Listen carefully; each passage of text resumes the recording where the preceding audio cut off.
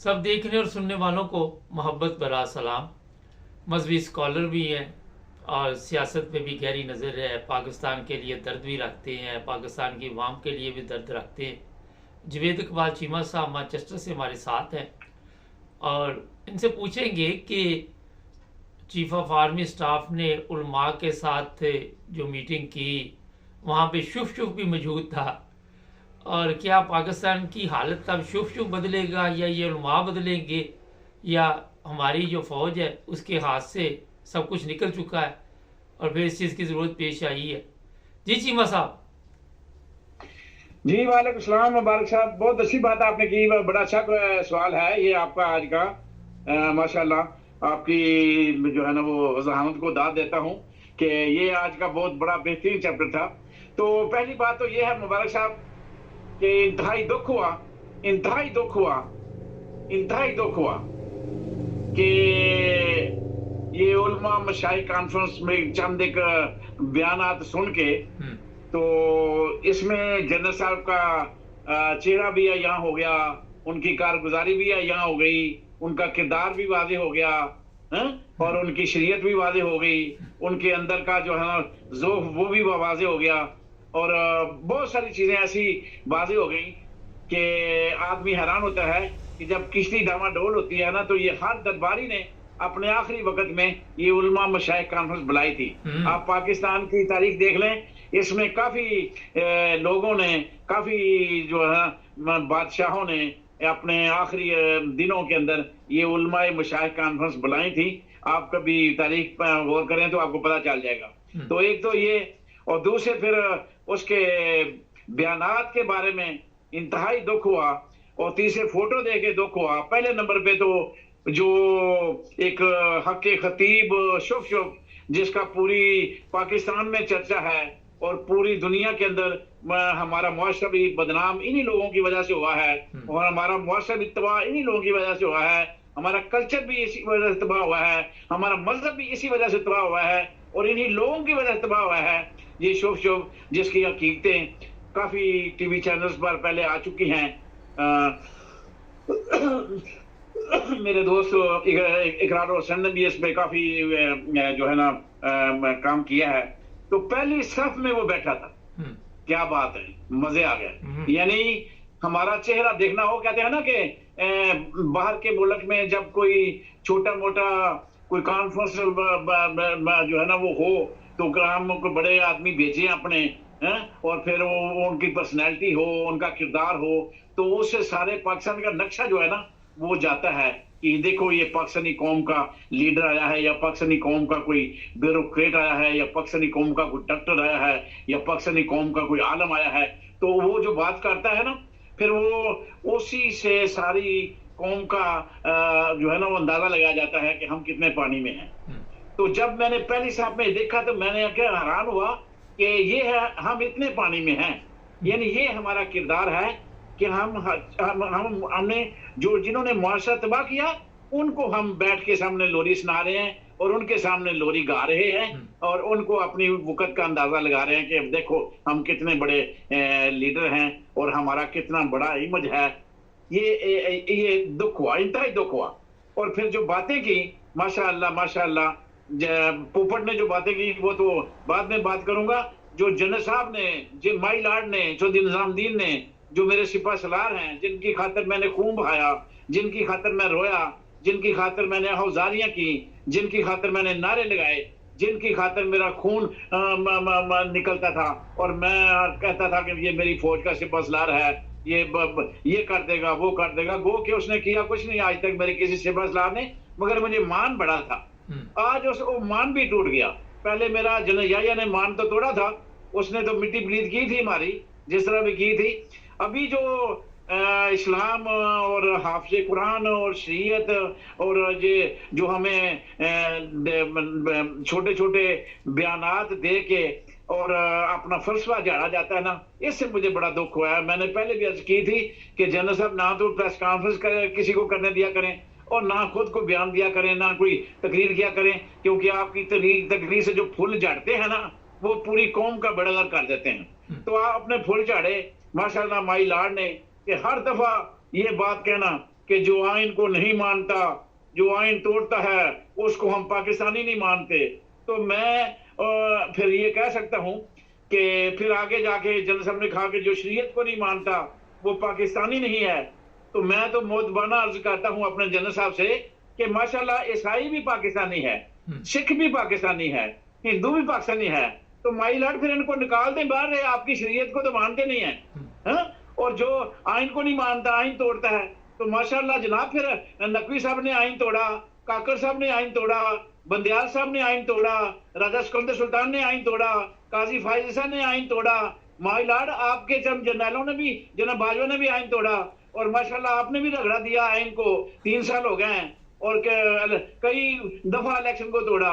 तो ना तो किसी पे आर्टिकल 6 लगा, ना किसी को आपने मुल्क बदार किया, ना में किसी को आपने फांसी पर चढ़ाया। तो जनाबे वाला क्यों आप ऐसी बात करते हैं जिससे आप खुद उसी शिकंजे में आ जाते हैं? तो ऐसी तकरीरें करने का क्या फायदा?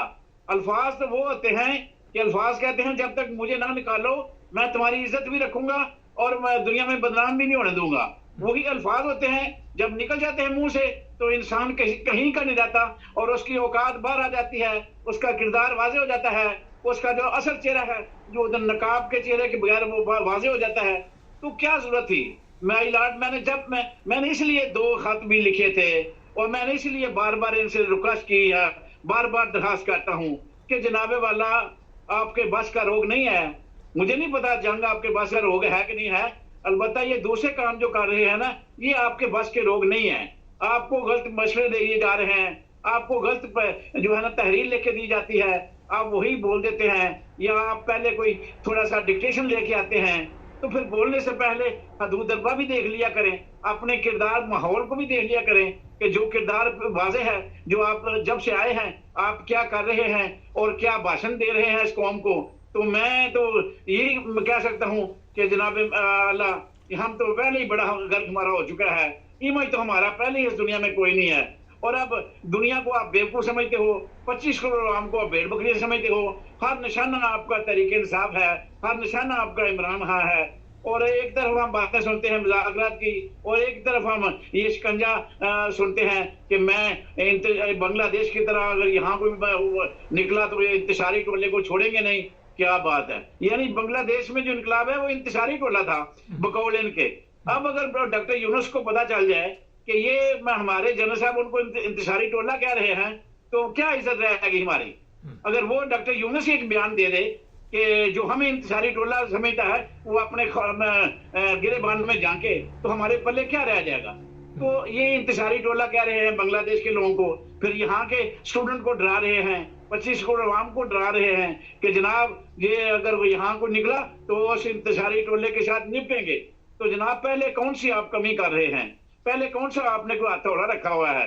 पहले ही आपने तुनके रखा हुआ है। हम तो डर और खौफ के साए में जिंदगी गुजार रहे हैं, ना हम बाहर निकलने के जोगे रह गए हैं, ना हम अंदर बढ़ने के जोगे रह गए हैं, ना हम बिजली का बिल देने के जोगे रह गए हैं। वो आप हमें मजीद कह रहे हैं कि वो इंतजारी टोला है। सोशल मीडिया पे बात अब करनी इनको जरूरी थी, उस पे यानी अपने सारे दुख इन्होंने जब भी कोई बात करते हैं अपने सारे दुख जो है ना वो सामने कर देते हैं। और कुर्बान जो इन उलमा के ऊपर जो इस बैठक में गए थे, मेरे ख्याल में शुभ ने जाती दफा भी जफ्फी पाई होगी और आती दफा भी जफ्फी पाई होगी। क्या रूहानियत वो लेके गए हैं वो खतीब साहब शुभ वाले हक्के खतीब, और क्या रूहानियत दे के गए होंगे। वाह, मेरे मुल्क की खैर ही खैर। अब क्योंकि इतनी रूहानियत उलमा ने उधर दे दी होगी। ये वो उलमा है जो हर फिरौन के दरबार में इसी तरह के उलमा आते थे और हर फिरौन के दरबार में इसी तरह के फतवे आते थे। हर फिरौनी दरबार में ये मेरे कहते हैं ना कि एक क़यामत की निशानियों में से एक निशानी है। मुबारक साहब। अच्छा, मुख्तसर जवाब दीजिएगा, काफ़ी लंबा प्रोग्राम हो जाएगा, सवालात काफ़ी हैं। चीमा साहब, बड़ी ज़बरदस्त बातें आपने की। मुझे ये बताइए कि ये जो उलमा सामने बैठे हुए, इसमें एक अहम सवाल है कि इनका फ़ौज के साथ क्या तल्लुक़ है और फ़ौज को क्यों ज़रूरत पड़ी कि उलमा के साथ ये बातचीत करें। उलमा का तो अपना वक़ार पाकिस्तान में जो है वो आप बता रहे हैं, और आज भी पाकिस्तान के हालात की जो ज़्यादा जिम्मेदारी है वो उलमा पे पड़ती है। जिस तरह आपने कहा कि बड़े बड़े फ़िरौन आए, भुट्टो के दौर में उलमा ने उसको भी सबज बाग दिखाए थे, बाद में उसका साथ छोड़ गए थे।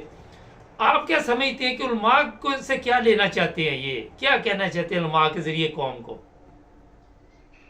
पहली तो यह है कि उलमा है जिन्होंने इस मुल्क का बेड़ागर करने में अहम किरदार अदा किया है, किलियती किरदार अदा किया है उलमा ने। जो इतने मुफ्ती हजरात की डिग्रियां हैं, इतने मुफ्ती बने हुए हैं कि अब मेरे ख्याल में यूनिवर्सिटी के इतने स्टूडेंट नहीं है जितने मुफ्ती के सर्टिफिकेट लोगों ने लिए हुए हैं। और मुफ्ती का सर्टिफिकेट डिप्लोमा बड़ी जल्दी आजकल मिल रहा है और हर बंदा मुफ्ती है। आप हैरान होंगे कि मैंने ऐसे अपने मस्तों में देखे अपने साथ मुफ्ती लिखते हैं, उन्होंने पूछा तो पता लगा कि इन्होंने डिप्लोमा किया हुआ है मुफ्ती का। तो एक तो ये बात है कि ये दीन के वो ठेकेदार हैं जिन्होंने दीन का बेड़ागर किया, इस मुआशरे का बेड़ागर किया, इस कल्चर को तबाह किया और इस मजहब को इस तरह तबाह किया जिस तरह इद्दत के निकाह में तबाह किया गया। और फिर ये दूसरी बात यह है कि ये समझते हैं, ये हमारे माइलाट समझते हैं, बड़े फिरौन समझते हैं, नमरूद समझते हैं, शद्दाद समझते हैं, ये बड़े बड़े फिरौन ये समझते हैं कि उलमा जो है ना, जब कोई तहरीक निकलेगी हमारे खिलाफ तो उलमा उसकी दीवार बन जाएंगे, उलमा हमें बचा देंगे। तो कहीं उलमा ना निकल खड़े हों, हमें उलमा को पहले जो है ना वो अपने हाथ में लेना चाहिए, इनको माल पानी लगाना चाहिए कि जिस तरह पहले वो लगाया करते थे। अयूब खान साहब माशाल्लाह नंगे पैर जाते थे दरबारों के ऊपर, तो जाके पैसे उनको गोदड़ी शरीफ, गोलड़ी शरीफ थे, मामन शरीफ थे, फलाने शरीफ, उनको पैसे दे के और उनको साथ अपने मिलाते थे और मिला के ये हर जर्नैल ने अपने अपने वक्त में किया है। तो ये इनका एक शेवा है कि ये समझते हैं कि यहाँ से कोई तहरीक हमारे खिलाफ ना उठे। असल होना ये होता है। और मगर इन्हें ये नहीं पता कि इन उलमा को बुलाने से कभी दरबार कायम नहीं रहते, कभी फतवे कायम नहीं रहते और कभी तहरीकें रुकती नहीं है। और जो होना है ना वो आपके किरदार की वजह से होना है, उलमा के रोकने ना रोकने की वजह से नहीं होना। उलमा चीमा साहब इज्जत नहीं देता, उलमा की अपनी कोई इज्जत नहीं है, इसलिए इनका कोई किरदार नहीं है। चीमा साहब 70% वोटों से जीत रही थी पीटीआई, उसको हराया गया। फौज की तस्वीरें आई जो वहां से बॉक्स छीन के भाग रहे हैं, फार्म 45, 47। शरीयत में कहीं ये भी लिखा हुआ है कि ऐसे काम ना करो, कोई अदल करो, कोई इंसाफ करो, झूठ ना बोलो, कोई ऐसे भी हुक्म है? मुझसे जरा बताइएगा। यही तो मैंने पहले अर्ज किया कि मैं इनको माइलाड कह रहा हूं कि आप शरीयत की बात ना क्या करें, क्योंकि आपने जब से आए हैं शरीयत के मुताबिक कोई काम नहीं किया और आपको लोगों को अब आपकी शरीयत के ऊपर शक हो चुका है कि आपके पास कौन सी शरीयत है कि जिसको आप मानते हैं, कौन सा मेडल ऐसा है, कौन सा कुरान पाक है जिसको आपने हिफ्ज किया है। क्योंकि मेरा जो कुरान पाक है अल्लाह और अल्लाह के नबी का आखिरी पैगंबर पे जो आया था वो कुरान पाक तो इस बात की इजाजत नहीं देता जो आप कर रहे हैं। तो जो आप कह रहे हैं वो आपके किरदार से मुताबिकत नहीं रखता माई लॉर्ड। यही तो मैं अर्ज कर रहा हूँ कि कौन सी शरीयत की बात कर रहे हैं। क्या आप बाहर से यूके से शरीयत लाए हैं या जर्मन की शरीयत है या अमेरिका की शरीयत है? कौन सी शरीयत की आप बात करते हैं? आपने तो शरीयत की भी धज्जियां उड़ा दी, आपने कुरान पाक की धज्जियां उड़ा दी, आपने प्यारे महबूब के हकामात की धज्जियां उड़ा दी, आपने अल्लाह के हकामात की धज्जियां उड़ा दी, आपने बुनियादी हकूक की धज्जियां उड़ा दी, आपने इंसानी हकूक पर माल कर दिए, आपने पूरे मुल्क का बेड़ागर कर दिया, आपने मुल्क की सालमी दाव पे लगा दी और भाषण आप दे रहे हैं हमें शरीयत की। तो फिर शरीयत इजाजत नहीं दी तो शरीयत पे नहीं है तो मैं तो पहले अर्ज कर चुका हूं तो फिर ईसाई हिंदुओं को और सिखों को बाहर निकालो क्योंकि वो तो आपकी शरीयत को नहीं मानते। सर तो आपकी मतलब कोई ऐसी शरीयत है जो शरीयत ईसाइयों पे लागू नहीं होती, हिंदुओं पे लागू नहीं होती और आप पे भी लागू नहीं होती। अच्छा सर ये बताइए, आपने कोई नई शरीयत इजाद की है जिसका तारुफ हम हमसे कराना चाहते हैं। सर ये बताइए, जब से इस्लाम वजूद में आया किसी हुक्मरान ने आज तक इस तरह का बयान दिया? आप बेहतर जानते हैं कि नबी पाक सल्लल्लाहु अलैहि वसल्लम के ज़माने में भी मुख्तलिफ कौमों के लोग, मुख्तलिफ मज़हब के लोग वहाँ पे आबाद थे, मगर कोई ऐसा हुक्म नहीं आया। तो आज ये कौन सा पत्ता खेला गया, जरा मुख्तसर बताइए। जब पंजाबी में कहते हैं जी सप दी जो मौत होंगी रात पैंदा पंजाबी मुहावरा उर्दू से है कि जब इंसान जो है ना वो डावाडोल होता है ना, उसको कुछ समझ नहीं आती कि मैं जिस चक्कर में गुरदाव में फंस गया हूँ निकलूं किस तरह। वो निकलने के लिए जो सही रास्ता होता है ना उसको भूल जाता है। असल बात यह है ये इस वक्त अपनी फ्रस्ट्रेशन में है, इस वक्त अपनी भूल बलियों में है, इस वक्त जो इन्होंने कर किया है ना इस मुल्क के साथ और 25 करोड़ अवाम के साथ, ये उस शिकंजे से अब निकलना चाहते हैं और निकलने की रास्ता तलाश कर रहे हैं। और पागलपन की इंतहा है कि अल्फाज का चुनाव इनके पास है नहीं है। अच्छा सर, इतने उलमा सामने बैठे थे, शुभ बैठा हुआ था, उन्होंने भी नहीं कहा इनको कि जनाब ये अल्फाज जो आपके ये मुनासिब नहीं है, ये पाकिस्तान तो सब लोगों के लिए बना था, कायदे आज़म ने तमाम लोगों के लिए पाकिस्तान बनाया था और हम पाकिस्तानी हैं, तो ये मजहब की वजह से पहले ही हमारा मुल्क जो है कहाँ पे पहुंच चुका है, तो उन उलमा ने क्यों नहीं तवज्जो दिलाई? बाद में भी नहीं किसी ने बयान दिया। उन्होंने तवज्जो क्या दिलानी थी? उलमा को अपना हलवा चाहिए, उनको तो ऐसे बड़ी गर्ज है ही को नहीं कि दरबार में हम बुलाया गया, हमें चाय पिलाई गई, हमसे सीने से लगाया गया, बल्ले बल्ले हम तो फिरौन से मिल के आ रहे हैं, अब हट जाओ पीछे, हमें कोई ना हम हिलाए, वो तो चौड़े हो गए। ऐसे ही उलमा की वजह से, दरबारों में आने वाले उलमा की वजह से इस इस्लाम का बेड़ा गर्क हुआ है। सर ये जो मैसेज वहाँ से दिया गया, यूरोपियन ममालिक पहले ही हमारे मतलब क्या सोचते हैं, और फौज का काम है कि वो जाके फौजियों के साथ मीटिंग करे, उलमा का काम है, उलमा जो है वो तरबियत करे। जिस तरह आपने कहा कि माशरे की तरबियत नहीं हुई, माशरे को बताया नहीं गया, सिर्फ आखिर पे बड़े आराम से ये बताइए जो तालिब इल्म है 30 तारीख तक का उन्होंने टाइम दिया है, तो आप देख रहे हैं कोई हिलजुल होने वाली? इंशाअल्लाह हिलजुल तो होगी। मैंने एक बात आपसे पहले भी की थी, अब भी कहता हूं कि इनकलाब is only solution of our country. There is no other way to change this bloody nonsense system. हलचल के बगैर कुछ नहीं होगा, कोई मसला हल नहीं होगा। और अब हम इस स्टेज पे पहुंच चुके हैं कि महसूस तो इन्हें भी हो गया है, फरौन भी महसूस कर रहा है, और महसूस करने के बाद ही ये हरकतें हो रही हैं सारी, जो कुछ हो रहा है कि ये स्टूडेंट को इंतसारी टोला कहा जा रहा है, जो निकलेगा वो इंतसारी टोला होगा। तो ये सारा कुछ हो के रहेगा। सिर्फ ये एक इतनी सी बात है कि मेरे अल्लाह का एक वक्त मुकर्रर होता है, वो इंशाल्लाह वक्त मुकर्रर पर होगा, और उसके लिए कोई बड़ी दूर नहीं है, बहुत दूर नहीं है। अब ये किसी कीमत पे भी किसी इस तरीके को रोक नहीं सकेंगे, क्योंकि पहले यही होता है कि हम सब अच्छा है, हम बड़े कुव्वत वाले हैं। और बड़ी शेख हसीना भी ये कहती थी, दुनिया के सारे फिरौन ये समझते थे।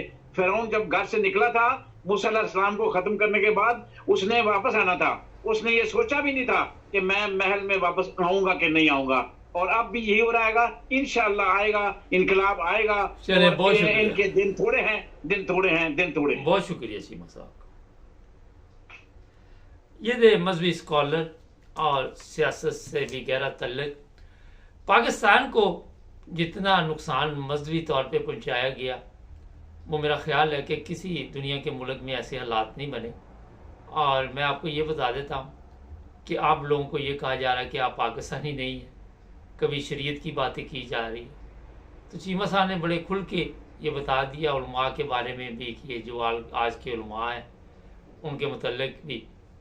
तो जनाब ये जो सूरत हाल पाकिस्तान की बनी हुई बड़ी ही खौफनाक है। लोग बेचैन हैं, लोग वहाँ पे पैसा नहीं लगाना चाह रहे। अब मैसेज आ रहे हैं जी यहाँ पे पैसा भेजो, ख़जाना खाली पड़ा हुआ है। अब कोई कहीं से मांगने जाते हैं वो भी नहीं देते पैसे। तो जब तक आप अपने आप को ठीक नहीं करेंगे, अपनी जिम्मेदारी को नहीं समझेंगे, जो लोग भी ये इस तरह के प्रोग्राम रखते हैं, मेरा ख्याल है पाकिस्तान ठीक होने वाला नहीं है। सबसे पहले हमें पाकिस्तानी होना होगा, एक कौम बनना होगा। और जो बयानात इस तरह चीफ ऑफ आर्मी स्टाफ दे रहा है, इससे मेरा ख्याल एक कौम बनना तो दूर की बात है, दोबारा लोगों के जहनों में ये चीज़ें डाली जा रही है जो पहले भी डाली गई थी। तो अपने आप को चेंज करें। कोई भी अल्फाज इस्तेमाल करने से पहले, जिस तरह चीमा साहब ने बताया भी कि 100 दफ़ा सोचे। हमारे चैनल को सब्सक्राइब करें, जुड़े रहें हमारे साथ ताकि और भी प्रोग्राम देखते रहें।